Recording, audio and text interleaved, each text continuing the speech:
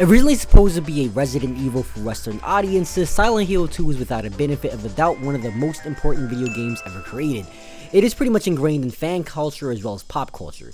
If you've never played a single Silent Hill game, it's still pretty much a high chance you still know who Pyramid Head is, or the nurses, and if you don't, you probably just don't play video games, but they're kind of super popular and mainstream at this point, so you probably still heard of them in the first place. Released in 2001 along with a wave of other strong titles, Silent Hill 2 came along with a golden age of gaming, where tech was at a turning point, storytelling was reaching a new level, and the standards were seemingly no longer acceptable. Games were hitting a new chapter of realism and popularity. People weren't just looking for a game to relax to with basic dynamics, but some are looking for deep storylines, high-end performances, and new fresh dynamics. 6th Gen was the era that stretched the limits of any genre. Action, adventure, fighters, and even sports games were some of the trendsetters. However, what was the deal when it came to horror? Enter James Sunderland of Silent Hill 2. Horror games up to a point were a very simplistic style of game. You're here to explore, take a few jump scares, take a shit in your pants, and move on. There were older titles that navigated away from the horror normality, but that ship really sailed once the original Silent Hill came along. As I said in my last video, I believe Silent Hill is indeed one of, well, not one of them, is the actual scariest game in the series that I've played so far. I can't really talk because I've only played 2, I gotta play 3 and 4. Rewinding back to the games of the 90s, games were a lot more simplistic and easy to understand. You weren't seeing extremely detailed backgrounds of certain characters, and if you were to find them, they were only explained in official strategy guides. Think of Pokemon Red, Blue, and Yellow for example. Red's only point of the game was to capture Pokemon, collect badges, and defeat the Elite Four. There was no details of his mother's background, his character, or even his personality. And even if you want to do anything else afterwards, or maybe even like in Super Metroid, where you honestly thought you were just playing some sort of random guy in a mech suit prior to Samus's helmet coming off. You really didn't know too much about her. Another example is Doom. Choose your difficulty and just shoot the hell out of demons until you get to the next level, with each level being more difficult than the last. Obviously, this isn't the case with every old game before someone tries to prove me wrong in the comment section. It's a similar concept to how some action films or action-based games are. Blow stuff up, get this object, find the 7 magic Dragon Balls in the original series, and you get one wish. It's a simple concept, but it's extremely fun. And that's all that was kind of needed at the time. But to be honest, where the hell did these Dragon Balls come from? And how the hell did they get their power? James was a character with all these traits, but also wasn't at the same time. While Silent Hill 1 gave a story within the cult and spiritual elements, suddenly explained what Silent Hill is and isn't as a place, with Harry not being very fleshed out. Silent Hill 2 gave the mental psychological elements of a disturbed individual, somewhat fleshing him out as you go about the story. However, James is set up to be interpreted by the player. While Harry lived in a sequence of what a lesser Silent Hill was, James experienced his own rendition of that sequence. One of the interesting features that people are already not liking about the remake is the emotional trauma appearing on James's character. While in the original he was designed to not be depicted as such, you didn't really know who he was, or what he did, or what he was even playing. What the hell is he doing here? There isn't any history of this guy at all, and to be honest, what dumbass decides to go look for their deceased wife when they were just in the hospital? Bruh, like, weren't you there the whole time? Did you not go to your own wife's funeral? I'm just so very confused. So very confused. Like, him and Ethan Winters just have just this big brain mentality about these things, and I'm just like, dog, just... how does this work? What is the logical sense? Bruh, you putting yourself in danger. Bruh, you deserve to die at this point. I'm just kidding, that's kind of harsh. I take that back, bruh. Might be a plot hole, but like, you know, who really knows, to be honest. Segueing into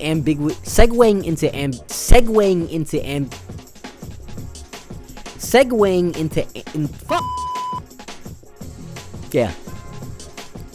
The struggles. Segueing into the ambiguity of his character and going back to fleshing out James, Silent Hill 2 creates the narrative depending on your actions. There are several choices and actions that have influence on whichever ending you receive. So many games do this these days, but during this time, this was a huge feature. And what made it even more convincing was that there was not any direction to these actions. There was no decisions you had to make when talking to characters, no obvious decision-making processes like you choose in Dragon Age or Skyrim. Everything was done so subtly without even the player knowing.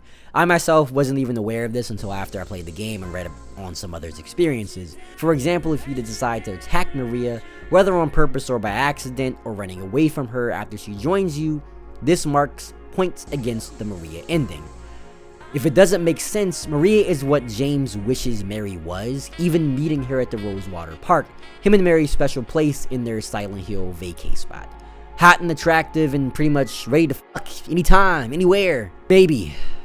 Or so he wishes. She was on that freaky I think I want to have sexual relations.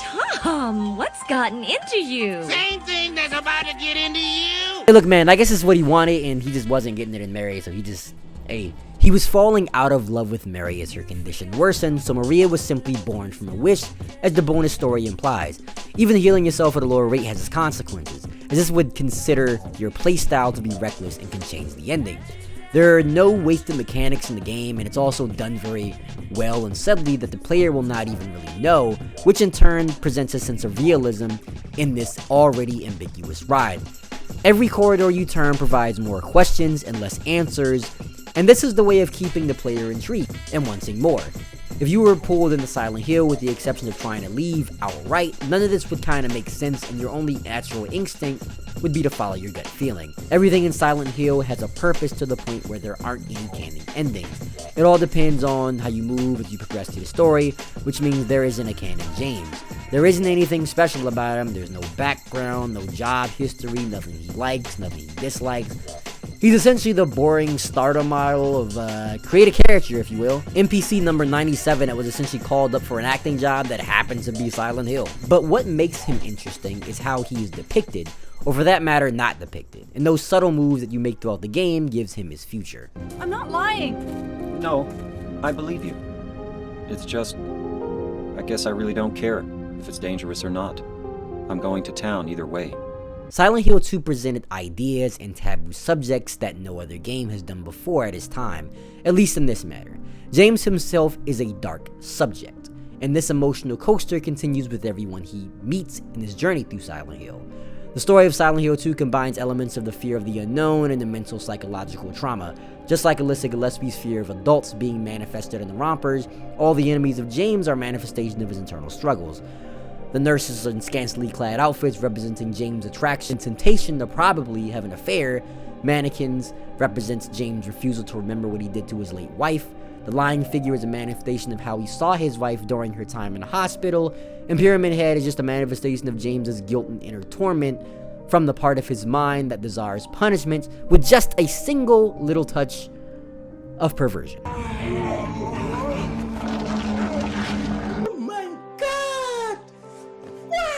To be honest, it doesn't even occur to James that Eddie, Angela, and Laura, who in general doesn't see any monsters of her own due to her innocence, can't see these monsters. And even more so, see the monsters of their own from their own mental and psychological trauma. Up until the point, Eddie being a possible ally was thrown out the window, as later in the game he starts to give in his own madness, justifying his murders from being bullied and laughed at. Maybe he started to see James as something not human, to why he tried to kill him as well. Angela holds a childish lack of maturity and disdain for people, as she is a victim of extreme abuse from her father and brother, leading her to have thoughts and depression. Even examining her knife that you receive after meeting her plays a part in what ending you might receive. As examining puts more points toward James foreshadowing his self-harming tendencies. The characters within Silent Hill 2 are a constant state of struggle with their inner demons, trauma, regret, guilt, and it slowly consumes them and worsens as the game progresses. It's only but so much they can show of the other characters, but with James, the visual depiction of jumping deeper and deeper into the unknown pits of darkness with fear that's out of this world demonstrates his exact emotions. As a player, you ask, why in the blue hell are you even gonna do this? Like, this looks like a terrible idea. You can't even see the bottom, bruh. But to be honest, with that much despair and pain, you kinda really might not even care if you live or die at the end of the day. There is a darkness of trauma complicated to escape from, revealing the truths that you might not want to cope with, might not want to hear or convince yourself, but you don't have a choice but to bear it. This is a representation of the guilt eating at him and chancing his life and risking his life. Why stop now? There's a sort of comfort that comes with this kind of sadness and depression, as it's familiar. This is the absolute meat and potatoes of Silent Hill 2. This is what carries the series and makes it stand out and separates it from cousins like Resident Evil. Leon Kennedy and Chris Redfield are hardened, armed fighters that can technically blow through enemies if they need to. All may be lost, but they have some sort of direction. They have some sort of hope. James is just some white guy numbered 782 with like no direction, no weaponry, no ability, with so much emotional trauma and grief. He's unsure if he really wants to fight that back or has a positive outcome in his life at this point. While these series have similar horror atmospheres that are at the surface level, Silent Hill is still significantly different. Games like Resident Evil and Dead Space are mainly survival horror, while Silent Hill's psychological horror elements seems like a fever dream. While there are some cheesy jump scares, the tension is what makes this game so unique. The fog induces hesitation while making everything seem so large and open, while inside the apartments and facilities, you constantly feel like you're cramped and claustrophobic, not knowing if you have enough space to navigate through whatever an enemy comes through next, making you face your fears and fight your own manifested despair and guilt. Upon your journey, you run into enemies that are just standing there, frozen. Dog, move. Like, what are you talking about? It's not even a jump scare, but it keeps you confused on what it even means. Is the game broken, or does this signify something more? I mean, it could have been an issue because I was playing on the emulator, so I don't know. Like, dog, like, majority of Silent Hill 2 is keeping you scared rather than anything actually happening. It doesn't give you a break in attention, and when you manage to encounter something, it might be more deeply disturbing than any usual battle. Example, the Free the Innocent Man puzzle is simply disturbing, and you expected kinda more from it with such a dark twist in this puzzle, but it's not like you're encountering anything else in the scenario. Walking down long tunnels and deep stairs to hellscapes within builds more fear in the player than you're just running into Pyramid Head in the next room. The Lakeview Hotel is one of the most uncomfortable settings to be in. It's mainly drawn out by the tension and atmosphere.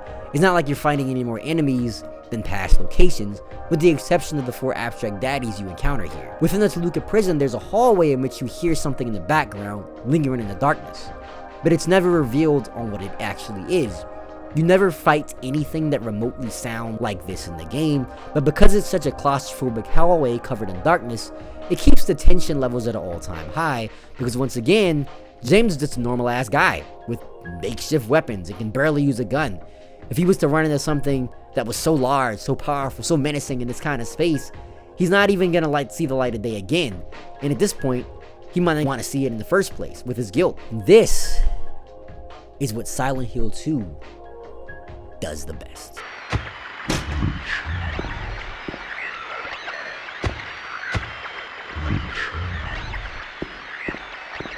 Perfect. It is perfect. Perfection.